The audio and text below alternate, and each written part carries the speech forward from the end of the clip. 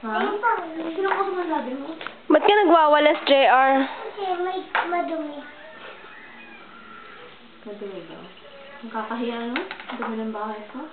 Ha? Nakakahiya. Madumi ang bahay ko. Bakit madumi? Nagkalat ka eh. Bakit kakalat?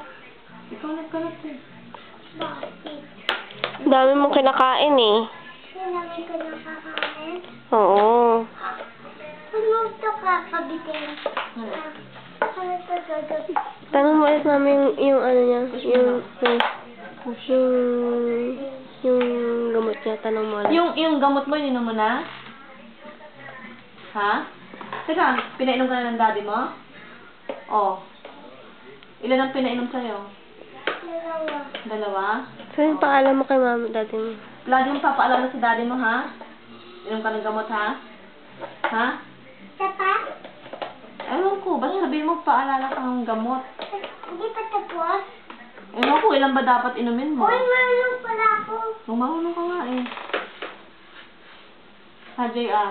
Kamarap ka dito sa akin. Ano mo, ilinis mo yung ilalim ng ano nyo. Ilalim ng ano mo. Abaka. Oh, ayan.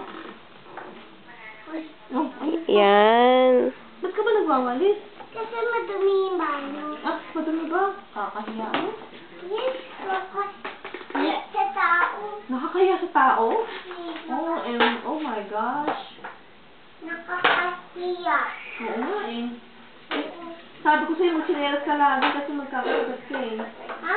Sabi ko po, mag-slippers ka lagi. Iba sakit? Kakahiya ka sa tao.